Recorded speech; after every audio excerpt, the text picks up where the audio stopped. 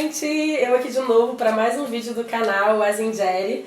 E hoje a gente vai falar sobre maternidade, maternagem, ser mãe, as nossas experiências. E eu convidei a maravilhosa Thaís Ferreira. Oi gente, tudo bem?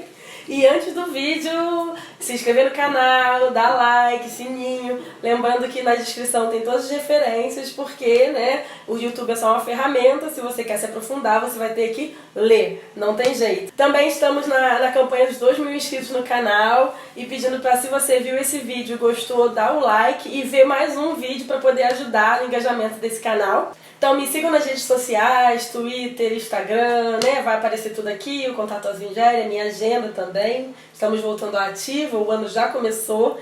E vamos à vinheta, Marlon.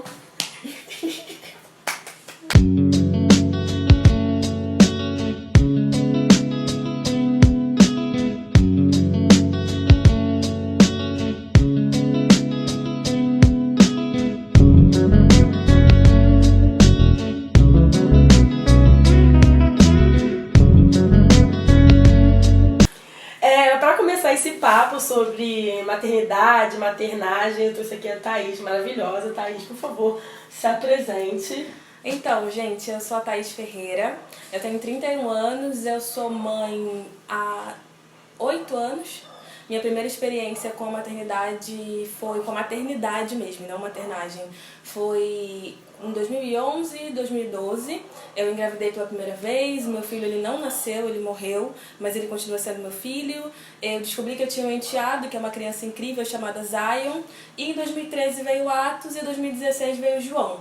Nesse período todo, vivenciando os dias com os meus meninos, eu tenho aprendido e tenho construído o ato de maternar. E eu acho que é sobre isso que a gente vai falar hoje. É isso, eu acho que a primeira coisa a se falar, se perguntar é qual a diferença entre maternidade e maternagem. Então, de uma forma bem didática e simples, quando a gente fala maternidade, a gente entende que é o ato biológico de se tornar mãe. Então, seu filho nasceu ou você está gestando, você está passando por um processo de maternidade, que com o seu filho vivo ou não, devemos também respeitar as mulheres mães que perdem seus filhos ainda na gestação ou pouco após o parto.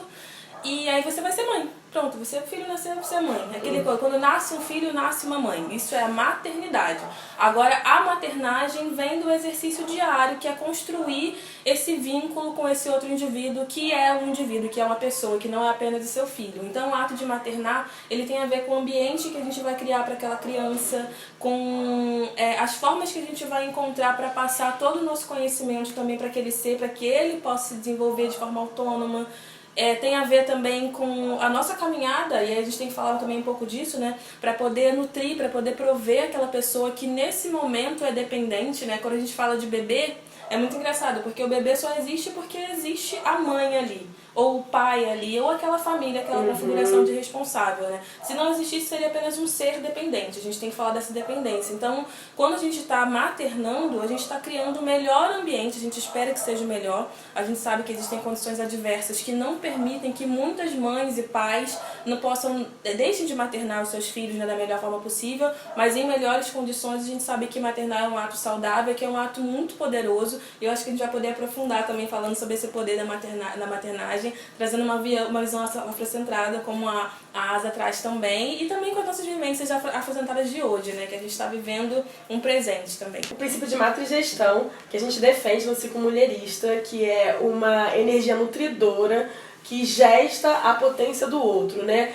Que seria mais ou menos o seguinte, não é, mais uma vez, não é essa maternidade biológica, do útero biológico, mas sim uma maternidade de um útero mítico ancestral, né? Que permeia toda a sua linhagem, permeia o seu quilombo, permeia a rede que está ali gestando aquela potência e fazendo o sol daquele ser humano, que é um bebê, uma criança, um jovem, né, que vai se tornar um adulto, fazer esse sol ascender. E o mais legal nisso é que, se em África esse princípio matrigestor, ele um dia foi muito calcado na figura realmente da mãe daquela mulher, o atravessamento do Atlântico, o nosso sequestro e o processo de Maafa fez com que esse princípio de matrigestão ele fosse espalhado para todas as pessoas que gestam potências. Então, por exemplo, quando eu vejo um babalorixá homem biologicamente, vamos dizer assim, gestando aquelas potências em forma de Iaô, Abiã, Ebome e o próprio terreiro, ele tá ali matrigestando aqueles sóis, né? E eu acho que de alguma forma dialoga com a maternagem. Dialoga com esse lugar, ele tá maternando essas pessoas. E a gente tem que falar que maternagem não tem a ver com gênero também. Todo mundo pode exercer maternagem. Hoje, aqui, né, e com essa visão ocidental, a gente está falando muito de parentalidade, essa parentalidade positiva, onde os homens estão tendo a oportunidade de maternar os seus filhos de forma saudável. Esse conceito de maternagem eu acho interessante porque a gente vai se aprofundar tanto no exercício do vínculo a partir dessa mãe que é o principal cuidador, mesmo na maternagem ancestral até os dias de hoje.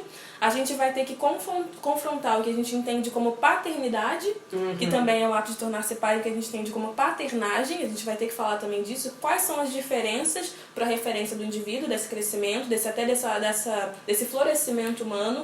E a gente vai ter que falar sobre parentalidade, que é essa combinação de energias pra gente, né? Que é essa combinação de forças, que é esse lugar onde a gente entende que deve existir um equilíbrio ali para que aquela pessoa possa entender-se e ter a sua identidade, acho que melhor projetada para o mundo inteiro, né? Acho que tem a ver com potência, realmente, como você falou. É isso. E aí eu não falo só de gestar, eu falo, na verdade, de gerir também. Gestar e gerir. E gestar e gerir.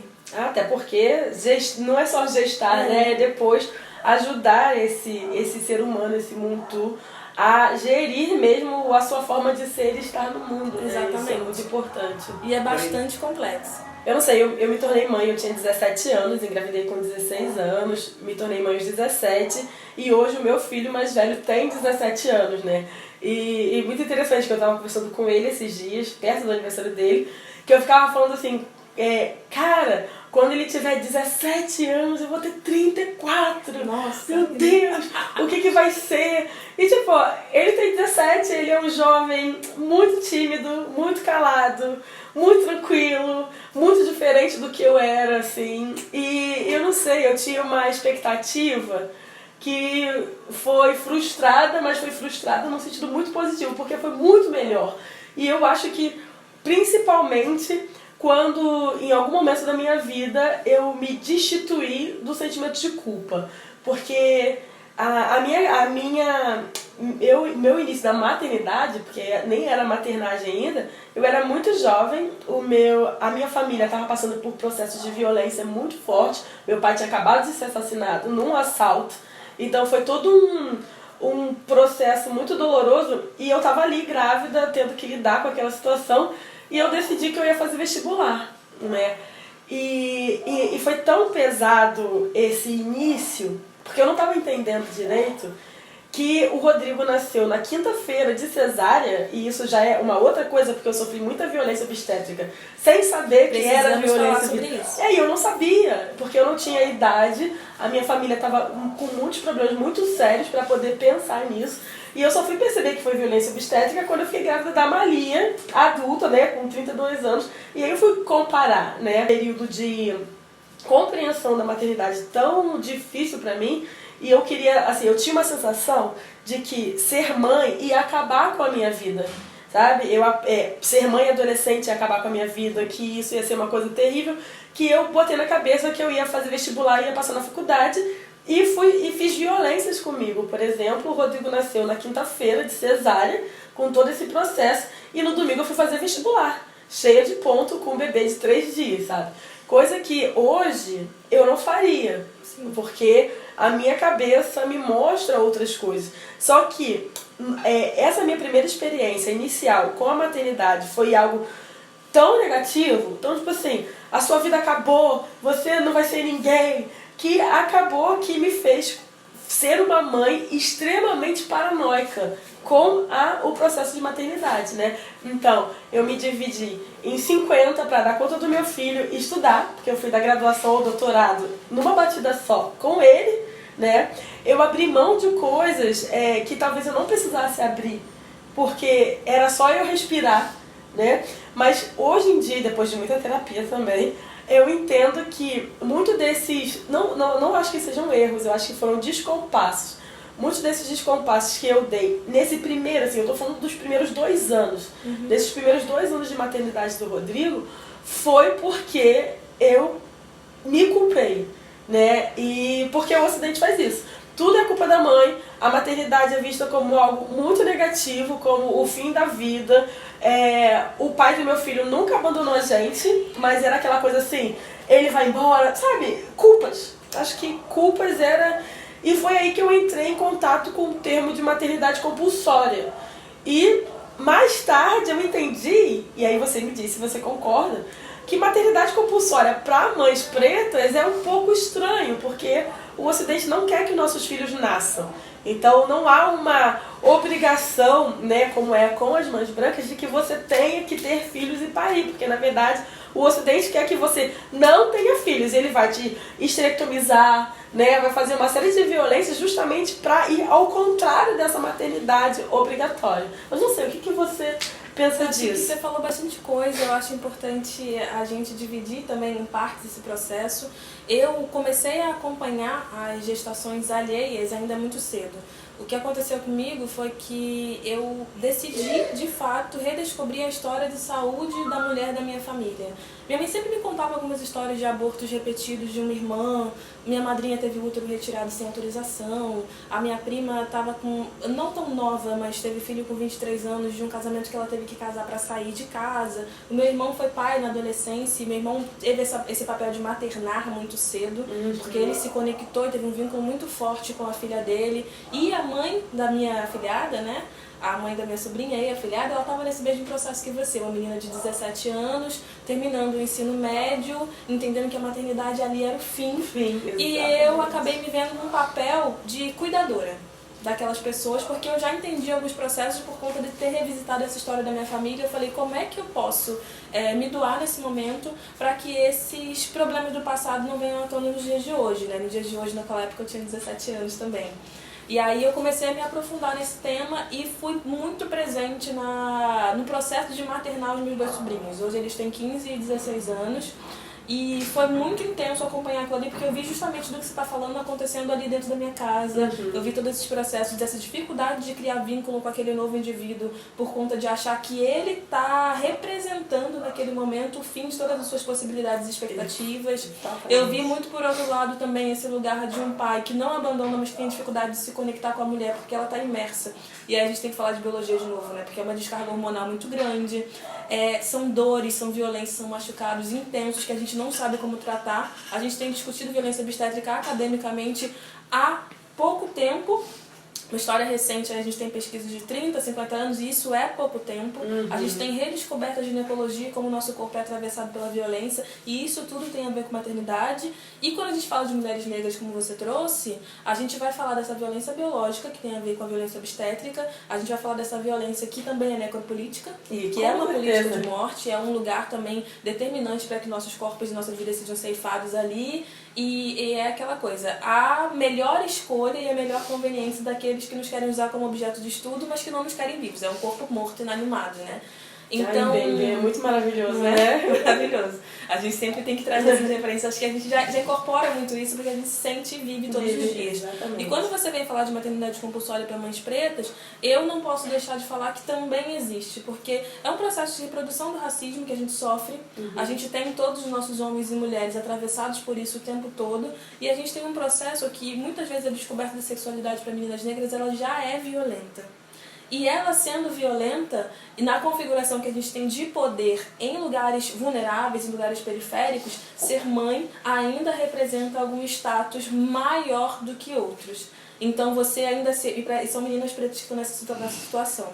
Eu vivenciei nessa época, voltando à minha adolescência, amigas que iniciaram a sua vida sexual com violência na escola, mas que entenderam que como elas já tinham uma sexualidade, uma vida sexual ativa ali, elas tinham mais poder que outras. Os meninos já eram mais amigos, porque até então elas eram as meninas negras feias. Mas a partir do momento em que você está fazendo sexo, a gente tem que falar assim, você está oferecendo algo que ele quer. E como ele quer, você passa a ser inserida num contexto social que é mais favorável para você. Você passa a ser vista, pô, posso ser feia, mas agora eu sou gostosa, eu também dou, O sexo vira uma ferramenta de interação com esse outro corpo, que é o corpo masculino, que ainda tem muita confusão. A gente não tem esse esclarecimento. A gente busca isso recentemente, né? A gente vai falar da nossa história, dos nossos atravessamentos, e as meninas jovens estão tendo dificuldade de acessar esse conhecimento também. Naquela época, quando eu tinha 13 anos, minha melhor amiga abortou tomando um chá de maconha no morro da Cidade Alta, e me ligou e falou...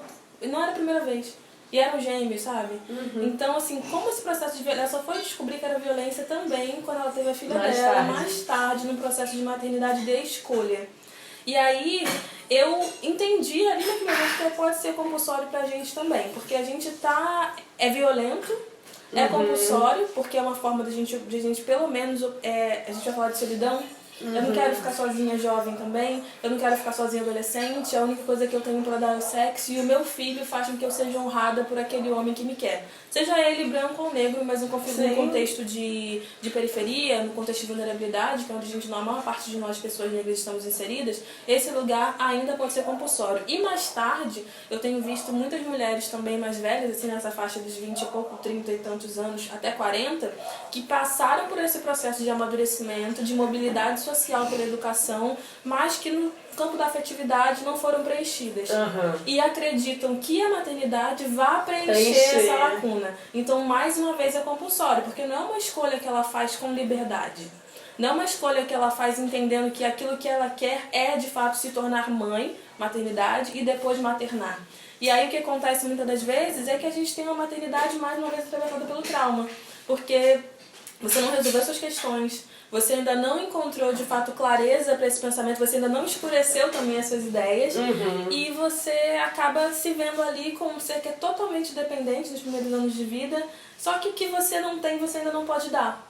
Você precisa passar por esse processo que a gente fala hoje, que é de maternar a si mesma, que é você seguir em paz com a filha que você foi, entender os pais, né, e o processo de maternagem e maternidade que você passou na infância, para que depois, de fato, você possa ser mãe com plenitude. E isso pode ser bonito, pode ser inspirador, mas ao mesmo tempo também pode ser violento. Então, quando eu lembro quando a gente fala de ser mãe sem culpa, eu sou essa mãe sem culpa real. Eu acho que depois do meu primeiro filho, que eu passei por aquele processo também atravessado, foi uma cesariana de emergência, teve violência obstétrica num hospital particular. Sim, os nossos corpos, eles aí são violentados em quaisquer espaços. Eu continuei sendo número, eu continuei sendo nada, eu continuei sendo uma mulher negra vulnerável num hospital particular, mesmo com um plano de saúde pago em dia. Então a gente tem que estar atento que em todos os espaços, é o que a Asa falou, a gente está correndo risco de vida, né? Ou de morte. Ou de morte. Exatamente. Então, só para concluir, o que eu queria dizer é que nesse meu processo, esse meu primeiro momento com a maternagem, onde eu fui atravessada pela violência obstétrica, onde eu fui atravessada também pelo questionamento se eu estava de fato fazendo uma escolha, e como eu falei, né, anteriormente, acho que as pessoas que me acompanham, que me conhecem, sabem que a minha escolha por ser mãe foi realmente uma escolha consensual, assim, eu e meu companheiro, a gente tá junto aí desde 2005, ali em 2011 a gente tinha tido um término, a gente ficou um tempo separado, quando a gente voltou a gente falou, cara, acho que a gente quer ter uma família junto, vamos começar daqui, porque a gente tinha muito essa coisa, né, de entender o legado que a nossa ancestralidade deu e como é que a gente faz esse resgate com a nossa configuração de família. A gente queria começar a trazer nossas tradições, a gente queria começar a trazer isso para nossas crianças, e escolhemos ali, então a gente estava muito feliz, muito consciente do que a gente queria, apesar de sermos bastante novos na época. Eu acho que eu tinha 24 anos, eu queria ser mãe com 23, tinha 24, não consegui com 24, só foi rolar com 25, e o Douglas tinha 28, 29 anos. Não era tão novo assim, mas pra sociedade, todo mundo julgou a gente da mesma forma. Ah, vai ter filho agora, e aí o trabalho, e o estudo, o que vai acontecer? Vocês tem que viajar primeiro. Não, vocês não têm uma casa, como é que vai pagar as contas? E a minha família tinha justamente esse trauma, porque o meu irmão foi aquela pessoa que precisou dos pais pra comprar o leite da criança, pra comprar a fralda, e eu falei, cara, não quero repetir isso, sabe? Então eu já tava trabalhando no Douglas também, então a gente tava muito tranquilo de que a gente não ia precisar das pessoas pro mínimo. Mas eu também deixei claro, e eu acho que foi aí que começou esse meu ponto de virada de me largar da culpa, foi que, olha, eu já entendia naquela altura que meu filho, qualquer pessoa que nascesse, ela faria parte de um todo, e não só de mim. Ela viria por mim, mas ela faria parte de um todo. Esse todo, falando desse vínculo mais próximo, seria minha família. E eu falei pra minha família que pra mudar essas histórias que a gente tem, todo mundo tinha que me apoiar. Eles precisariam me apoiar. quando a gente fala de maternar, a gente só consegue se a gente cria uma boa rede social para que nossos filhos tenham boas referências. Então, eu pedi para que meu pai mudasse algumas coisas, eu pedi para que minha mãe entendesse aquilo que a gente queria. A gente conversou bastante com essas pessoas para que eles entendessem aquela pessoa que chegava e dizia respeito a todo mundo. Isso é muito interessante, porque na minha família não foi dito nesses termos, mas foi a mesma coisa. Toda a família nuclear ali, que dividia o mesmo teto, né? Porque o Rodrigo teve toda a primeira infância dentro da casa da minha mãe, né? Onde eu morava, mas também a família não nuclear ali, mas tipo tios, primos, né? A família do pai dele, porque a gente nunca ficou junto, assim, como relacionamento, não casamos, nada disso, mas a família do pai dele assumiu também essa responsabilidade e até hoje é muito forte esse vínculo. Tanto que meu filho, a gente divide, né, a guarda, então ele mora uma semana na minha casa, uma semana na casa do pai. Então, e eu sempre penso nisso, assim, que esse quilombo, essas pessoas, nessa teia de solidariedade, foram essenciais para a minha permanência e sobrevivência enquanto mãe e a permanência e sobrevivência do meu filho enquanto ser humano.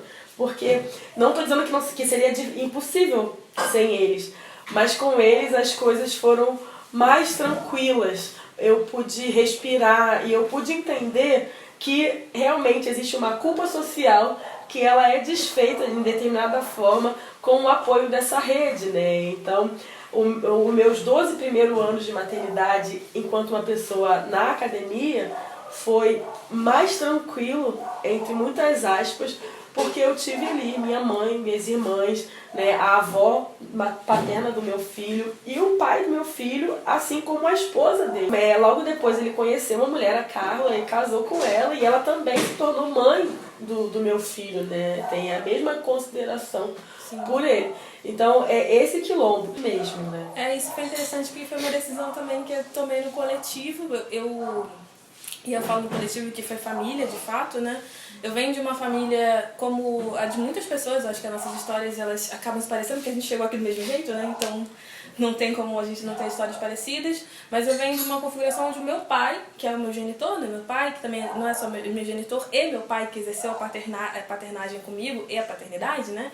Ele foi atravessado por muita violência na infância, ele perdeu a mãe dele aos 8 anos de idade, ele estava fora do estado do Rio, quando ele chegou aqui ele descobriu que o pai dele tinha mais de 16 filhos e era apenas o genitor dessas pessoas, ele morou na rua.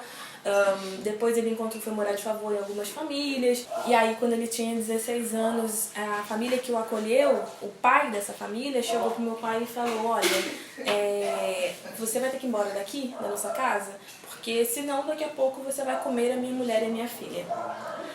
E aí a gente, com ferramenta, com acesso, eu já entendi o que significava aquilo. Quando meu pai me contou essa história, que coisa violenta!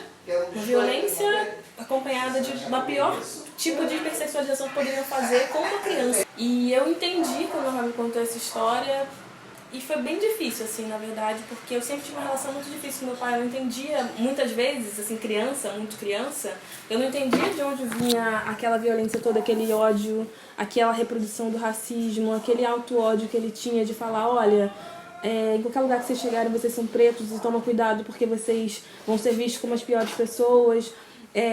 Você não pode ser preto rico, você tem isso aqui hoje, mas amanhã você pode não ter nada. E aí, quando eu fui tendo contato com essa história do meu pai, eu falei: caramba, que doido, né?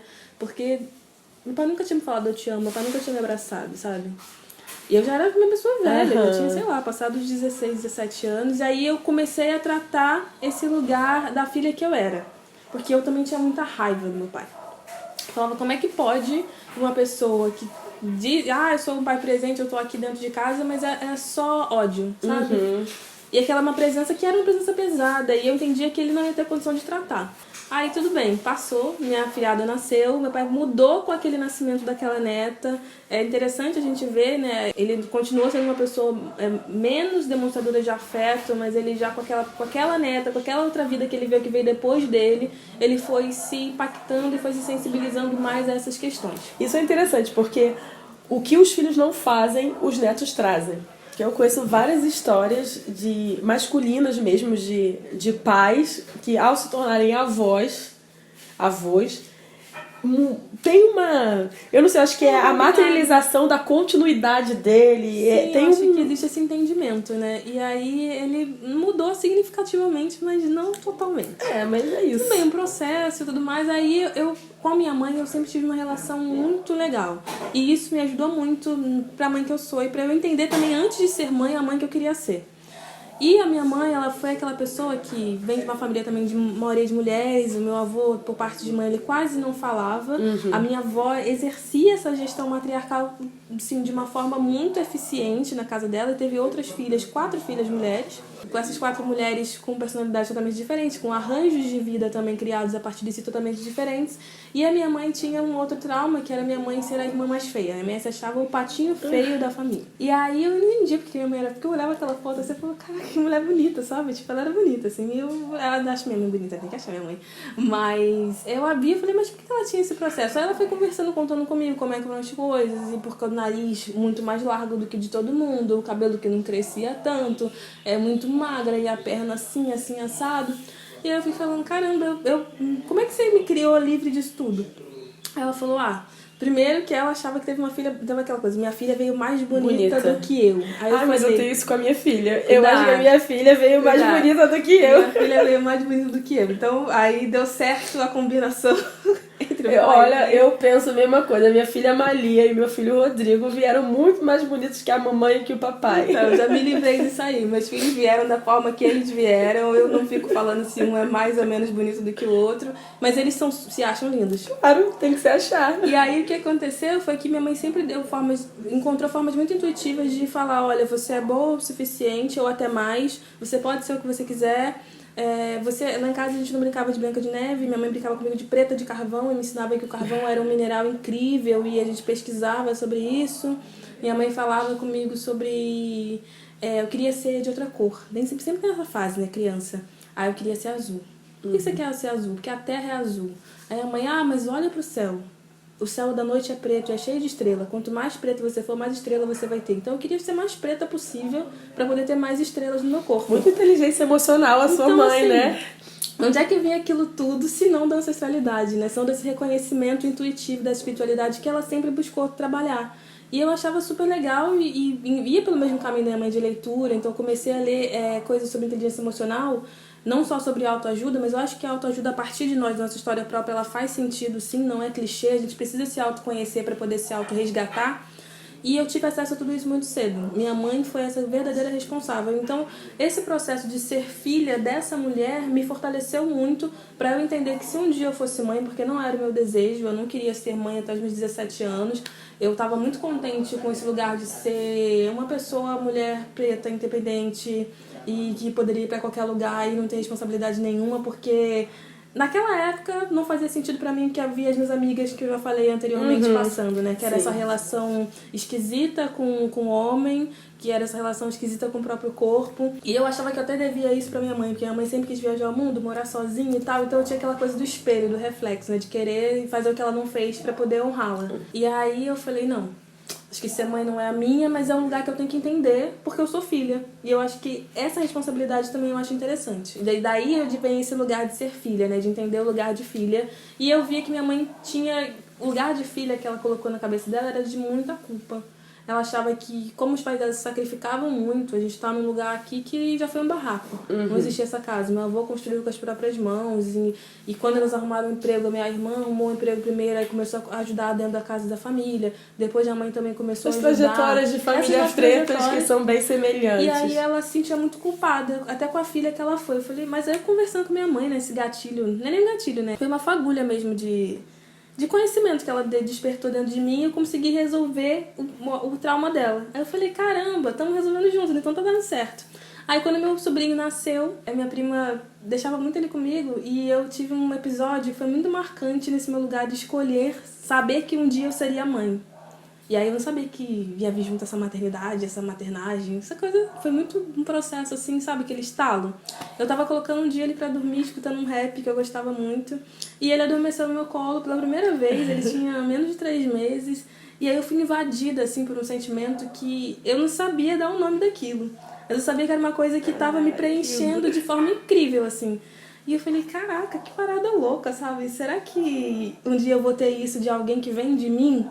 E aí eu comecei a pensar em alguém que viesse de mim. Comecei a me preparar também pra isso, porque eu falei, bom, se isso acontecer um dia, qualquer dia, da forma que for, eu quero que meu filho, que a pessoa que eu vou gerar, que eu vou nutrir, que eu vou ter que gestar ali, gerir a vida, eu quero que ele tenha a oportunidade de ser. Eu não estava muito ligada nesse lugar do ter, porque eu acho que esse foi o lugar que eu fui criada, né? Vamos ter as coisas para que a gente possa sobreviver. E eu estava muito preocupada em como é que eu ia arrumar formas de possibilitar que meu filho pudesse ser. Isso é muito profundo, porque faz parte realmente da maternagem ser, né? Fazer com que os nossos filhos sejam muito mais do que têm, embora toda a composição ocidental jogue muito pro ter, né? Mas isso é extremamente profundo. E esse negócio da mãe, assim, é interessante, porque a minha experiência com a minha mãe é completamente diferente da sua. E não houve esse diálogo profundo, na verdade não tem até hoje. A minha mãe é uma pessoa muito fechada e uma pessoa muito nervosa na vida, assim, é uma característica dela. E somos 3 mulheres e um xodózinho, que é o meu irmão mais novo, né? Então, você sabe, né? Uma casa que só tem um homem além do pai, né? Ele se torna o rei, querendo ou não, porque ele vai ser o mais novo, o mais mimado, que ganha os docinhos, a comida é feita pra ele. Não tive essa experiência. Nem te conto. E eu era ali que emparelhava com idade com ele. E isso, assim, eu não sei explicar exatamente, mas eu e minha mãe, a gente nunca teve uma relação de amizade, né, nos termos mesmo de ser amiga da minha mãe e tudo mais. Mas quando eu me tornei mãe, a gente continuou sem virar amiga, mas ela passou a ocupar um outro espaço que eu não sei explicar, né? E tudo que eu falava antes, assim, tipo, eu não vou ser igual a você, aquelas coisas de adolescente raivosa. Cara, mentira, eu sou igualzinha a ela. Não no sentido das ausências, né? Dos silêncios, que não eram ausência, minha mãe sempre foi muito presente. Mas não no sentido dos silêncios em si. Mas as mesmas concepções de entender o cuidado é igual, assim, e as minhas irmãs também repetem, porque a gente já teve essa conversa, porque ela cuidou muito bem da gente. E é esse lugar que você fala, né? A gente vai falar de legados de trauma, de legados de linhagem, de traumas de linhagem, mas a gente também vai falar dessas boas práticas que a gente herda e que acho que são muito naturais pra gente. Isso. O nosso jeito de cuidar, o nosso jeito de lidar com os nossos filhos, ele vai ter muito do modo como a gente foi cuidado. A gente carrega as experiências na pele, né? É isso. E até as picuinhas, assim. Tem vezes que eu falo com o Rodrigo que parece que tá saindo da boca dela, sabe? Coisas pequenas mesmo, de falta de atenção, que ele não tem nenhuma atenção na vida, né? Muito distraído. E aí eu tô falando, parece que eu tô ouvindo a voz dela no meu ouvido, assim, soprando, porque até o tom de voz é muito parecido, né? E isso é muito legal, porque de alguma forma perceber essa continuidade dela me fez melhorar ainda mais a relação que eu tenho com ela, né? Sim. Hoje eu consigo entender os descompassos da maternidade dela de uma maneira muito saudável e consigo não repetir, e os que eu repito, eu já repito com uma outra lucidez, sabe? Eu acho que a gente consegue de verdade fazer um filtro, né? É isso, a gente faz um filtro de referência. Eu acho que até quando acho que a gente que vem com esse lugar também acadêmico, a gente acaba tendo que filtrar muito conhecimento pra gente poder absorver e entender como é que a gente passa isso pra frente. E eu acho que essa mentalidade que a gente aprende não só na academia, mas acho que na vida, a gente também traz pra maternagem. Eu acho que nesse exercício diário a gente traz conhecimento de diversos lados, porque a cobrança vem de todos os lados, mas a gente também tem que perceber que as inspirações e conhecimentos novos também estão em todos os lados. Eu acho que depende também do olhar que a gente vai colocar para nós mesmos. Acho que um exercício também que eu encontrei muito bom, que você está falando dessa coisa de se ver na sua mãe, de reproduzir algumas coisas, foi o exercício de entender que, apesar de ter essa referência muito próxima, e a minha ser positiva na maior parte dos casos, eu sou uma pessoa totalmente diferente dela. É isso. E aí eu ia separando, eu falava assim, cara, não, tipo, meus filhos, os meninos, né, o Zion tem 8 anos, que a gente convive também super próximo, essa relação dessa maternagem que não é do ventre, mas que é do dia a dia. tem o Atos também que tá com 6 agora, terminando a primeira infância, e o João com 3. Então são essas fases que são assim, essenciais da nossa vida, né? Primeira infância, eu sou suspeita pra falar, mas enfim, o que acontece na infância não fica na infância, tem que dar esse recado, a gente leva pra vida toda. E aí eu percebi que os meninos, não sei esse lugar da desatenção ainda, eu não tenho muito esse lugar do juízo do rótulo, do adjetivo. Eu costumo não adjetivar as ações que eles têm hoje, porque eu acho que eles ainda têm uma maturidade neurológica, não é nem só intelectual, maturidade neurológica mesmo. Aí a gente vai falar de neurociência, mas eu acho que é importante a gente passar algumas referências também. Sim. De que eles não têm condições de verdade de processar aqueles sentimentos ou de processar aqueles impulsos e ações da mesma forma que eu tenho. Sim. A qualidade é totalmente diferente, então eu costumo não adjetivar. Mas eu vejo que muitas das vezes eu tô quase lá, tipo assim, meu Deus do céu, você tá sendo assim assado. Eu falo, opa, peraí, sua mãe falou isso pra você um dia, você não gostou, então você não é fulano, você não é ciclano. E até as referências que a gente tem mesmo de internet, a gente recebe muita informação, né? E se a gente não botar o filtro, isso é aquele negócio de você vai ser mais mãe, você é menos mãe, você fala, cara, não, cada pessoa é uma pessoa. Não existe essa de, você é uma mãe, tipo de mãe. Cada pessoa é uma pessoa e cada pessoa vai encontrar mãe igual todo mundo vai ser. Se pariu, se não pariu, se adotou. Então a gente tem outras possibilidades de maternidade hoje.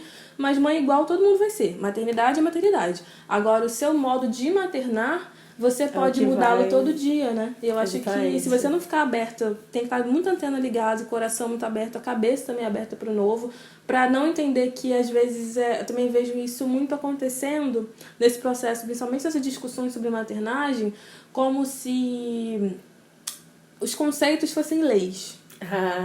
Sabe que eu vi isso? Como se os guias, né, fossem, nossa, segue a risca, senão vai dar errado. Aí você comete um descompasso. É isso. E aí todo mundo vai achar que, meu Deus do céu, não, porque você não fez direito. Olha, eu vi isso na gravidez da Malia, porque demorou 15 anos pra eu entender que vou ter outro filho. Porque até então eu achava que o Rodrigo ia ser filho único. Até que não foi. E a Malia, sim, foi planejada, foi pensada e tal. E aí, nessa onda de essa maternidade de rede, como eu vivi uma maternidade muito solitária, na universidade ninguém era mãe. Então, assim, sempre foi muito solitário. As minhas amigas, ninguém era mãe. As minhas irmãs, que são 13 anos mais velhas do que eu, não eram mães. Então, eu fui muito sozinha. Então, com a maternidade da Malia, eu tava assim, não, agora é rede. E entrei em todos os grupos de maternidade. Foi a pior coisa que eu fiz na minha vida. Porque, assim, a experiência que eu tive com tudo, né? Gente, a experiência que eu tive com o Rodrigo foi uma experiência muito boa e que me deu uma bagagem para decidir as paranoias que eu queria ter, né? E aí, eu entrei nos grupos de doula, entrei nos grupos de maternidade com apoio, e eu saí, mais uma vez, com sentimento de culpa. E o auge foi que eu decidi não ter doula. Por vários motivos. Primeiro, financeiro, porque por mais que doula é uma coisa muito importante, um estar muito importante, um apoio muito importante, eu não tinha dinheiro para pagar doula, né? E as doulas que se ofereceram a serem sem remuneração e tal, elas tinham muitas implicações e formas de ver a vida muito diferentes da minha, que eu achei que ia ser um barato que ia sair muito caro. E eu cometi o erro de falar num grupo que eu não ia ter doula. E eu fui escorraçada. Essa é a palavra. Escorraçada. Só faltava me chamar de idiota, de imbecil. Só faltavam desejar a morte do meu bebê. Né? Falaram que eu ia ter violência obstétrica com certeza. O que aconteceu? O que aconteceu porque eu tive no hospital público e a gente depois... Isso é outra história. Acho que merecemos outro vídeo só pra falar desse processo de parto. De parto. Gente, precisamos de um vídeo do processo de parto. Eu tive 2 partos muito complicados. O nascimento, a forma como a gente vem, chega aqui nesse lugar, determina muita coisa. Exatamente. Não, o meu marido ficou do lado de fora. Esqueceram de chamar ele, esqueceram de chamar o pai pra ver o bebê nascendo. Eles só chamaram porque eu comecei a gritar com a barriga aberta. Nessa hora que apareceu aquele balãozinho, violência obstétrica. É isso. Mas enfim, isso vai ser história para outro vídeo. Mas essas redes, assim, elas são muito complicadas. E no final das contas, eu entendi que a maior parte dessa visão, assim, era uma visão vinda de mulheres brancas que tinham um outro entendimento de maternidade e que viam, assim, na doula, um esteio, um alento muito forte. Pra mim, assim, talvez, se estivesse com a doula, as coisas teriam sido até diferentes. Mas eu não me sentia na obrigação de ter uma doula, porque eu estava muito bem servida com o meu marido, muito bem servida com as minhas irmãs e com a minha rede próxima, que fizeram doula, né? A minha comadre, ela esteve no hospital comigo e ela fez as vezes da doula. O problema não é esse. O problema foi que eu abri a minha boca dizendo que eu não queria ter doula. Entendeu? E as pessoas não têm solidariedade nenhuma e te botam mais culpa. Tem uma coisa super importante que defendo a doulagem. Eu acho que a doula no hospital público gratuito, não voluntário, gratuito, ela sendo uma profissional do SUS, a gente tem essa luta também para a inclusão da doula como profissional de saúde. Encampa essa luta. E a gente tem que encampar de verdade. A doula é de fato uma ferramenta de rompimento ali naquele momento de proteção da mulher contra a violência obstétrica. Isso é um ponto. A gente costuma dizer que toda mulher merece uma doula, mas a gente tem que entender que é escolha também da mulher. Ela merece poder escolher ter ou não a rede de apoio que ela acha necessária para o seu momento de parto, para o seu momento de trazer o seu filho para esse plano. Uma coisa que eu também acho interessante, dos grupos, eu passei por essa experiência, como eu tive o natimorto. Também. Não, meu filho foi natimorto, então aquela coisa do aborto sem explicação, você cai, né? Eu tava com esse lance também. 3 dias depois da cesárea, eu não tinha criança, meu peito cheio de leite. Gente. Eu comecei a cair na rede, cabeça de pesquisador, né? Cair na rede, vou fechar meu diagnóstico, vou entrar em tudo quanto é grupo, vou discutir em fórum, vou descobrir o que acontece. Beleza, entrei, achei as informações, consegui fechar meu diagnóstico, mas com tudo isso, veio muita coisa também que eu não queria. Então, assim, se você escolhe não tomar injeção X, você vai matar o seu bebê. Se você escolhe... O caminho que você escolhe nunca é o caminho adequado se você vai contra a norma naquele momento. Isso! Sendo que nós precisamos discutir que a norma não nos inclui. É isso. Então, assim, é muito diferente a gente falar desse processo de trazer, de gestar, de trazer uma pessoa à vida, quando a gente fala de mulheres negras que vem de uma outra configuração. No meu caso, com a doulagem, eu estudei e tudo mais, sou especialista em saúde da mulher, então... tive que passar por esse processo de conhecer profundamente o que é de fato ser doula, por que a gente precisa, respeito e admiro e gosto de muitos profissionais amigas que são doulas. Mas, ao mesmo tempo, eu sou bisneta de uma mulher que nasceu em 1900, que viveu 111 anos e que foi parteira da maior parte das pessoas até os anos 70, 80 no Morro de Mangueira. Então, assim, esse lugar de aprender sobre como cuidar da gestação, esse lugar de aprender como dar suporte para mulheres é uma coisa muito natural na minha família também. E a gente traz isso na gente e eu quis resgatar. Então, eu estava muito segura também do meu potencial de maternidade, exercer uma maternidade naquele momento ativa e de segurar o meu corpo com a rede que eu tinha também. Isso. Eu também optei por, nesse momento, na época, sair um pouco desses grupos e entender que o processo era interno, que era eu que estava vivendo aquilo, que muitas das vezes essas pessoas não vão entender quais são os nossos códigos e signos que a gente leva para o lugar de parir, que muitas vezes as pessoas não vão entender as nossas escolhas e que é melhor a gente preservar isso pra gente. Eu acho que isso é uma estratégia que a gente tem que ter até para que a gente possa preservar as nossas rituais, nossas tradições, porque não são aceitas, né? Você vai falar de banho de erva numa criança de tanto tempo, você vai falar assim, pelo amor de Deus, vai dar alergia, mas você dá banana. Banana tem um alérgeno potentíssimo. Entendeu? O primeiro alimento de muitas crianças é banana. A gente está pensando nisso? Então, assim, são muitas diferenças que a gente precisa entender e, mais uma vez, reconhecer o que é bom e ter estratégia para fazer o filtro certo. Porque senão a gente vai ser sempre execrado. Eu acho que na internet, nos dias de hoje, que a gente tem essa questão da militância digital, do ativismo digital muito forte, e o ativismo digital ele é necessário para democratizar o acesso à informação, mas muitas das vezes ele é muito superficial e vazio, e ele se torna um lugar para cercear a opinião alheia. Então a gente tem que ter muito cuidado com isso. A dica que eu sempre dou é: use o acesso, pegue as melhores referências, mas faça o seu filtro. Eu acho que uma coisa importante também de maternar, de passar pelo processo de maternidade, é você entender que tudo está acontecendo no seu corpo. É isso. É melhor e mais adequado você se mergulhar nesse processo interno do que você ficar recebendo estímulos externos que podem te colocar numa situação mais vulnerável. A gente fala de muita força, de muita potência no momento da maternidade, mas a gente sabe que isso traz muita vulnerabilidade também. E hoje a gente está falando de acho que a gente está falando mais abertamente sobre saúde mental, Sim. sobre saúde emocional. A gente precisa se preservar nesse momento porque a gente está trazendo um outro indivíduo e tudo aquilo que a gente sofre, todo aquele estresse, ele é metabolizado pelo nosso corpo.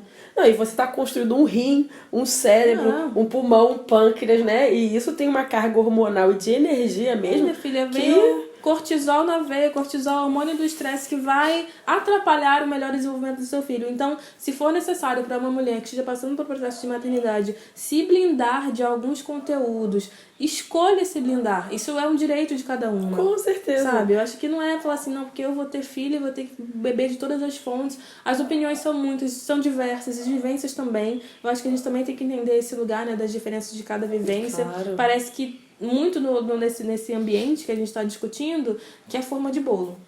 Você 9 meses, você vai ser operado tantas consultas, vai fazer tantas ultras, você vai dolar, você vai fazer o pilates, você vai fazer o parto ativo, vai acontecer tudo igual para todo mundo. E a gente sabe que não. É a homogeneização da maternidade. É uma caixa de surpresa. E isso me leva a te perguntar se você acha que a maternidade negra, ela tá em outro lugar que a maternidade não negra. Aqui, tipo, dentro disso aqui, dessa desgraça brasileira. Eu acho que sempre esteve. Acho que você já falou um pouco sobre esse processo violento que a gente sofre para que nossos filhos não sejam gerados. E a gente tem hoje também conhecimento sobre o processo de eugenia do Brasil. Então, eu acho que a maternidade, como você falou, trazer pessoas negras para o mundo, não só para o mundo, né, mas para o Brasil, sempre foi problemático. Exatamente. Sempre foi um problema político, sempre foi um problema social.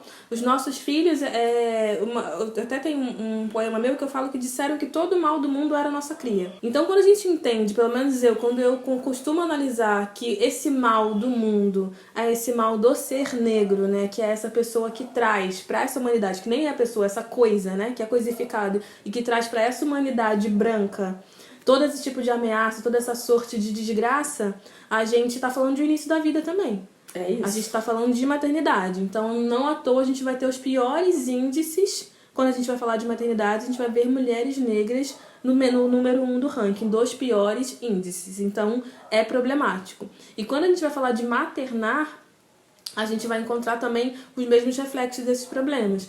Porque a gente não pode criar os nossos filhos... Porque tem que criar o filho dos outros. Sim.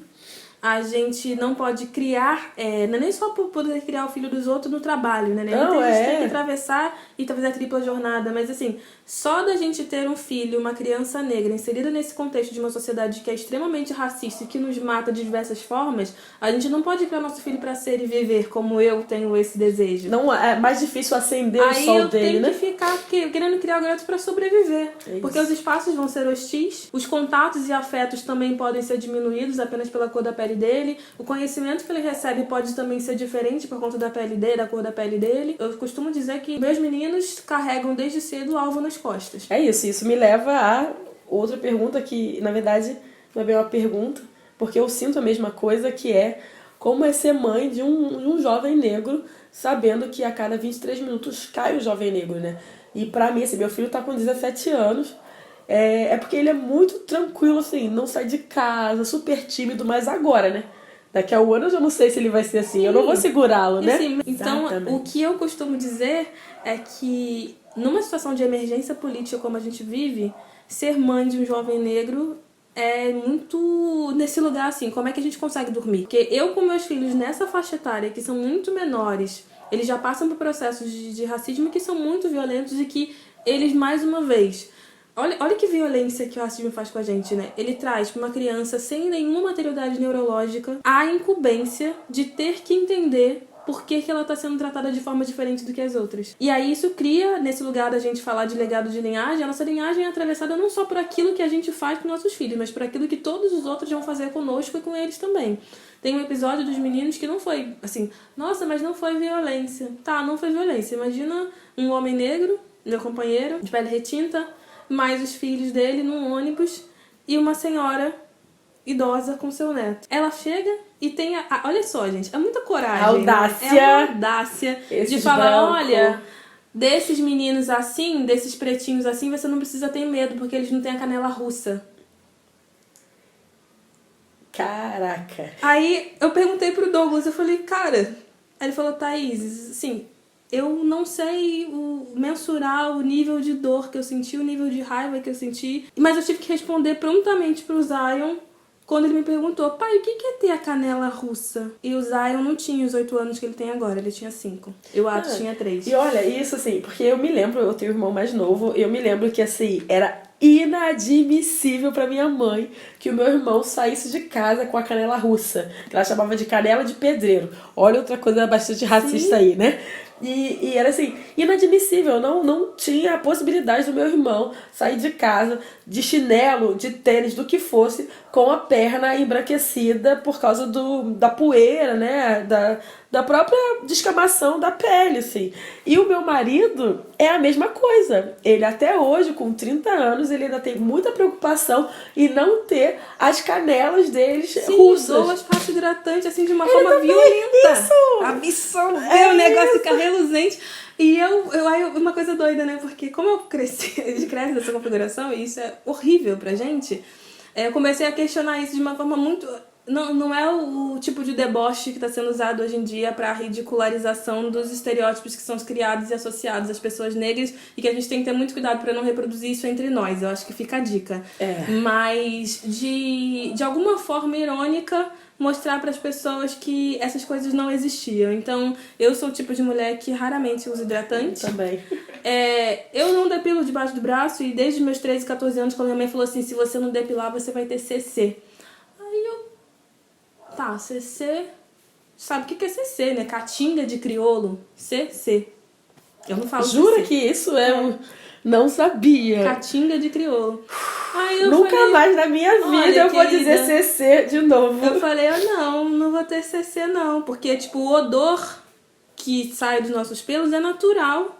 E ele tem que ser agradável porque esse é o nosso cheiro real. Se eu não me der bem com o meu cheiro, falei, minha mãe briga, se eu não me der bem com o meu cheiro, tá alguma coisa errada. Então eu vou cultivar meus pelos. E tem a ver também com a alimentação, Sim. né? Se você come mais carne, vou cultivar meus altera. pelos. E aí, cara, eu, tipo, tô ostentando uma vida que não tem odores que são agressivos à sociedade e são odores humanos, agradáveis, que eu gosto do meu cheiro, eu acho que a gente tem que se cultivar nessa forma, mas CC jamais. Porque são coisas muito pequenas que passam e que, tipo assim, se a gente tem, só a gente que pode ter o CC, porque a caatinga é de crioulo. Né? A canela russa também é um acessório que eles deram. Deixa eu contar uma coisa. Eu dou aula para estrangeiros, né? E às vezes eu dou aula para estrangeiro às 9 horas da manhã e assim, a galera tá meio fedida. Teve um caso assim que eu fui dar uma aula num restaurante para tomar um café da manhã e tal com a pessoa que eu não consegui comer. Porque essa pessoa que era alemã estava tão fedorenta, mas tão fedorenta, que eu bebi o café e sabe quando o cheiro entra pela boca? Sabe isso, assim? Que eu não conseguia, assim. E é uma pessoa loura, de olho azul, alemã, bem nascida, bem criada e que estava fedida às 9 horas da manhã no Rio de Janeiro. Entendeu? Então... Gente, vamos cunhar o CB, caatinga de branco. Caatinga vamos de branco. Usar. Porque é isso, o pessoal vem usando, aí a gente não percebe quanto que isso atravessa a gente todo dia. Voltando a falar da situação dos garotos, essa situação com eles, acho que a gente não pode perder também o foco, porque senão a gente vai para outros caminhos. Mas essa situação com eles não foi a primeira e não foi a última. Meu enteado, com 8 anos de idade, esse último ano da escola, ele foi suspenso 3 vezes. Chamaram a mãe dele na escola para falar que ele tinha que ver um psicólogo porque ele não era normal. E aí, quando a gente vê o menino, ele tem... A menor nota dele é 9. Primeiro ano do fundamental, ele lê muito bem, ele é ótimo em matemática. Só que ele é uma criança que gosta de brincar. E gostar de brincar demais é um defeito. E ele é muito espalhafatoso. Mas, por exemplo, tem umas coisas assim que eu e meu companheiro, a gente entendeu e que a gente fala pros nossos filhos. É claro que com o Rodrigo, por ele ser mais velho, já vai fazer 18 anos daqui a um ano, já tem uma outra configuração, mas o Rodrigo também sabe disso, que é tipo assim, não aceitar racismo. E é isso, assim, eu falo a mesma coisa a gente tem uma conversa sobre isso pra falar com a Malia quando ela tiver idade e tal, mas tipo, tem certas violências que são de cunho racial que não vai deixar mais passar. A gente não pode deixar de falar sobre isso. Isso é sobre política, isso é sobre todos esses atravessamentos sociais que a gente tem vivido no dia de hoje, isso é sobre todas as violações de direitos que a gente vive diariamente. Se a gente não entender que a gente precisa de alguma forma, sim, equalizar os sentimentos, entender com estratégia para onde a gente canaliza a nossa raiva. Uma coisa que eu tenho pensado muito é que até enquanto mulher, mãe, exercendo maternagem, não dá tempo mais a gente ficar abraçando o inimigo enquanto ele mata a gente. Ah, não dá mesmo. Então, o mínimo que a gente pode fazer nas escolas dos nossos filhos, e até pra essa galera mesmo que vive de thread, que vive de militância digital, mãe branca, paizinho, vírgula, essas coisas, a galera fala, olha, vocês continuam se beneficiando do racismo e compactuando para que ele seja perpetuado. Enquanto vocês não se questionarem de verdade, enquanto vocês não entenderem que se é possível ser aliado, a única forma é de fato erradicando essas práticas, vocês vão continuar deixando tudo passar. Não é nem passar pano, é lavar a casa toda, né? Exatamente. E a gente vai continuar fazendo frente a esse tipo de comportamento. E se ele for um comportamento de agressão física dos nossos filhos, o mínimo que eles podem fazer de fato não é nem só revidar, é se defender. O seu filho, ele na verdade não está agredindo alguém. Ele está se defendendo. Eu concordo totalmente com você. Então, acho que não existe uma outra forma. A gente vive numa sociedade que se diz pacífica porque ela pode escolher ser pacífica. Exatamente. Mas não é pacífica, né? Exatamente. Então, pacífica. Isso como a gente fala, é um engodo, né? Uma grande ilusão. Então, a gente vai... Se a gente corrobora com isso, eu acho que a gente está deixando de exercer o nosso papel enquanto gente preta, enquanto mãe de filhos que serão negros e que serão reconhecidos como pessoas não só inferiores, né? Que não é questão da inferioridade, isso acho que isso a gente já está superando. A gente está entendendo que a gente é tão potente quanto qualquer um e até mais. Exatamente. A gente já entende, exatamente, a gente já entende o benefício que a melanina traz para os nossos neurônios, a gente já entende tudo isso, mas eu acredito que nessa sociedade que ainda coloca a gente como uma maioria minorizada e menor e menos potente, a gente precisa cada vez mais se apropriar de todas as ferramentas. Olha, gente, a gente falou pra caramba. Eu falo muito, já falei. Não me tá chama ótimo. que eu falo, chama outro. Na verdade, vai ter que marcar um outro vídeo só sobre violência obstétrica, porque eu preciso botar umas dores pra fora também. Eu acho que você tem que amarrar parto, nascimento e violência obstétrica. Amarra um negócio assim que relato de parto é uma coisa que é doida, né? A gente tem milhares de coisas pra falar. E aí, pra fechar já esse vídeo maravilhoso com a Thaís, que eu tenho certeza que vocês entenderam várias coisas, se inspiraram, e as mães que estão mães aí nessa jornada, que vocês se sintam acolhidas, né? Porque é isso, maternidade e maternagem são caminhos, né, na vida. E eu queria, na verdade, perguntar pra você o que você acha dessa frase: ser mãe é padecer no paraíso. Gente, eu nunca uso essa frase. Eu acho que esse lugar de padecimento não é o meu lugar. Eu acho que esse lugar de paraíso também não dá pra gente entender. Esse lugar aqui que pra gente é pós-apocalíptico. É isso, pós-apocalíptico. Então, não tem como eu falar esse tipo de frase. Então, eu acho que é uma frase que no meu vocabulário materno ela não entra. Não acredito nem um pouco nela. Eu acho que ser mãe é uma coisa, maternar é outra. Ser mãe é um fato que acontece por escolha ou de forma compulsória, a gente tem que entender como lida com isso. E maternar é uma construção diária. Eu acho que a gente vai, de toda forma, eu acho que estudar maternagem, exercer maternagem nas suas relações de afeto, sendo você mãe ou não, até porque pra rede de apoio a gente tem muita amiga, né, que não entende muito bem, muitos amigos e tudo mais. Então, assim, estudar maternagem como uma construção diária, um aprendizado que é, de fato, evolutivo, ajuda muito a gente entender o que é isso e toda a complexidade que traz. Então, ser mãe padecer no paraíso é uma coisa que, pra mim... Eu acho que é branco. É uma coisa que vem carregada de culpa muito, também, né? Muito, então, assim, acho que é uma viagem. Assim, acho que essas frases, acho que é muito doido, né? Porque eu aposto que foi feita por um homem essa frase. Tem umas aspas que surgem, assim, sobre algumas coisas que você fica pensando, nossa, como que esse pensamento conseguiu se alastrar e entrar de uma forma tão fácil na vida das pessoas. Porque, gente, é só você pensar, o padecimento e o paraíso cabe numa mesma frase? Cabe, assim, num negócio? Eu não consigo entender. Então, assim, pra mim, não tem nem o que achar, eu só tenho que excluir. É uma coisa que... então, jogamos fora. E jogamos fora, junto com isso, o sentimento de culpa que esse ocidente coloca em cima da gente, porque nós somos mães, né? E aí, um recado de verdade pras mães adolescentes, como eu fui, assim...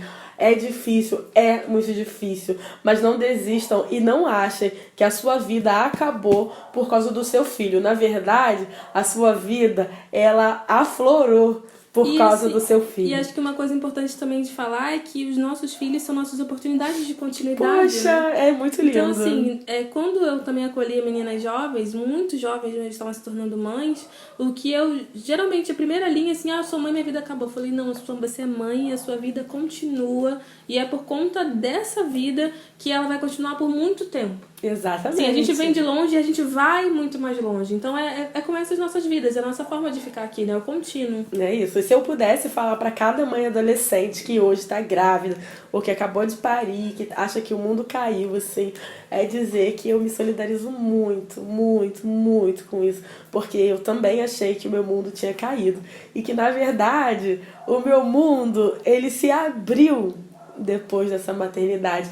Mas que eu não tinha maturidade suficiente para compreender isso, né? Então é isso, minha grande solidariedade às mães jovens, para que elas não desistam e que não larguem os estudos, né? Sobretudo isso, assim, não larguem os estudos, porque estudar, terminar o ensino médio, né? Terminar o ensino fundamental, terminar essa jornada de estudo e pensar em promover outros estudos para a sua vida é uma das garantias, uma das ferramentas de garantia que você pode ter de permanência para você e para o seu herê.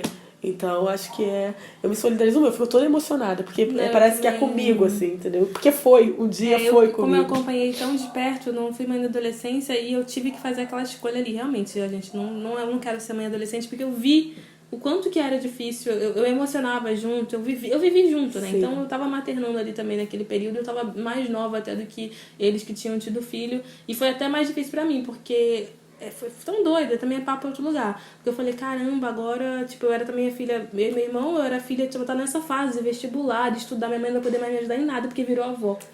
E aí eu tive que transformar esse sentimento, que podia ser um ressentimento, em um amor muito pleno pelas crianças, e foi o que eu consegui fazer. Então, mais que solidarizar, é passar uma mensagem, de fato, como você falou, né, de inspiração.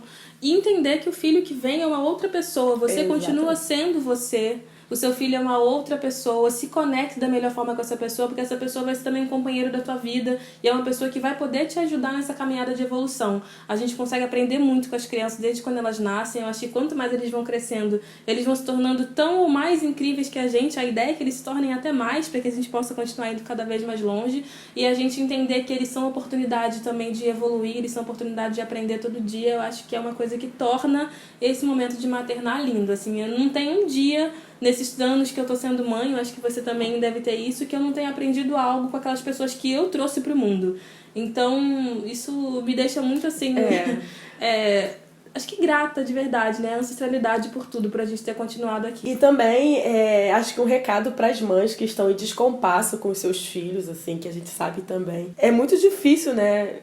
Porque o Ocidente, ele coloca você virou mãe, então você tem que ser aquela pessoa que vai se doar por inteiro, que o seu filho tem que ser perfeito e tudo mais. E muitas das vezes há um descompasso com os nossos filhos, uma relação de não afeto, no sentido de amizade, tá? No sentido de não somos os melhores amigos dos nossos filhos, ou até mesmo de briga, porque às vezes a gente não tem maturidade suficiente para dar conta de todas aquelas informações que aquele outro ser ele venha. Mas o meu recado para as mães que têm algum tipo de descompasso com seus filhos é que elas sejam lúcidas, que às vezes esse descompasso, quando ele não é desfeito, ele vai virar um descompasso para o seu neto, um descompasso para o seu bisneto, e um descompasso que pode virar um trauma de linhagem. Então, pensar também assim, se vale a pena para você, enquanto mãe, e para a sua linhagem ancestral, presente e futura, manter esse descompasso ou tentar buscar caminhos de melhor resolução afetiva com eles. E eu não estou dizendo que virar amigo do seu filho, né? Porque a gente não tá aqui para isso. Mas entender que esses descompassos, eles também fazem parte do projeto de racismo e de desestruturamento da gente quanto povo preto nessa diáspora, né? Nessa desgraça, nesse cárcere sem grades, né? Chamado Brasil. Então, as minhas colegas, mães, né? Em descompasso com os seus filhos, eu dou todo o meu afeto e luz para que esse descompasso ele seja desfeito, né? Acho que é importante dizer isso. Super importante, assim, né? Que maternidade não é uma coisa... Que é aquele lugar, né? De tá tudo bem, não dá conta de tudo, acho que ninguém vai, Tá tudo bem precisar de tempo para respirar, precisar de tempo para entender que os processos Quem nunca são fechou a porta e né? saiu correndo? Pelo amor. Tá tudo bem. E tá tudo bem também uma coisa até que é mais profunda que isso. Tá tudo bem amar o filho, mas não gostar de ser mãe, tá? Tá tudo bem. É só você entender de fato, a partir dessa perspectiva que a Asa traz, o quanto que você tem que ter lucidez para poder conseguir tratar esses traumas ao longo dessa jornada que vai acompanhar, gostando ou não, né? Querendo ou não, gostando ou não. Agora a gente já conseguiu fazer, então vamos fazer uma melhor forma para que seja bom para todo mundo. Então, esse papo maravilhoso com a Thaís, ele vai ficar por aqui. A gente falou pra caramba, mas é que o assunto, né, não dá pra ser superficial, então o vídeo acaba sendo grande mesmo. Então, agradecer a todo mundo que assistiu até o final. Por favor, deixa o seu like, comentem, compartilhem as experiências. Se você é mãe, se você é filho, ou se conhece de alguma experiência de maternidade, maternagem e queira dizer pra gente, coloca aqui nos comentários, é importante. Thaís vai responder, eu vou responder se tiver perguntas. Digam se vocês querem que Thaís volte e mande esse vídeo para todas as mães que vocês conheçam, né? Thaís, por favor, se despeça, suas redes. Então é isso, pessoal. Muito obrigada também pela audiência. Eu acho que vocês precisam acompanhar o trabalho que a Asa tem feito, não só aqui no YouTube, mas em todos os lugares, porque ela também é uma mulher incrível. A gente tem que agradecer e celebrar a existência dela. Então, por favor, agradeço também por terem me escutado falando desse tema que eu não só gosto, pesquiso, mas que eu vivo todos os dias, então é muito caro pra mim. Nas redes sociais, eu tô lá no Instagram como @sou, S-O-U, _Thaís Ferreira. Tô no Twitter também como @souTaFerreira, o meu Tá é com TH, o meu Thaís é com TH e sem acento. Quem quiser falar comigo, deixa um comentário aqui também no vídeo da Asa, que eu estou sempre também olhando e acompanhando esse canal crescer. Parabéns para todo mundo que está aí acompanhando, se inscrevam de novo, comentem, porque é muito importante que a gente tenha esse tipo de conhecimento democratizado e um acesso livre para cada vez mais de nós. Muito obrigada de novo, obrigada Asa, foi incrível. E se me chamarem de novo, eu volto mesmo, né? Sabe que falar não é problema. Não, já está convidada para o vídeo sobre maternidade, nascimento e a violência obstétrica. Então bora continuar batendo esse papo, gente. Obrigada mesmo. Um beijo, Kyoyationan. Tchau, tchau.